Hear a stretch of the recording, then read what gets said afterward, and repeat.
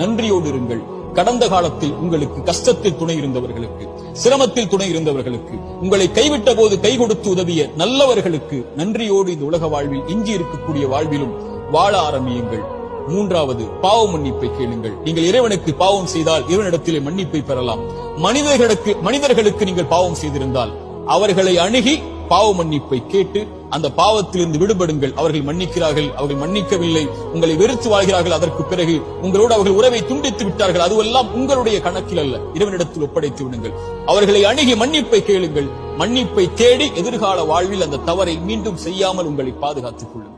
இந்த மூன்று அடிப்படைகளை கடந்த காலத்தில் இருந்து எழுந்து வரும்போது நிம்மதியோடு எதிர்காலத்தை கழிப்பதற்காக பாடமாக பெற்று கழியுங்கள். கடந்த காலத்தில் தவறுகள் செய்திருந்தால், கடந்த காலத்தில் உங்களுடைய கரத்தாலே நீங்கள் அநீதம் செய்திருந்தால், கடந்த காலத்தில் உங்களுடைய கரத்தாலேயே நீங்கள் பாவம் செய்திருந்தால், குற்றம் செய்திருந்தால், எதிர்காலத்தில் இறைவனிடத்தில் மன்னிப்பை தேடி நிகழ்காலத்தில் நீங்கள் வாழ்ந்து கொண்டிருந்தால் எதிர்காலத்தில் ஒருபோதும் அந்த தவறை மீண்டும் செய்து விடாதீர்கள். இதுதான் குறிப்பாக நாம் புரிந்து கொள்ள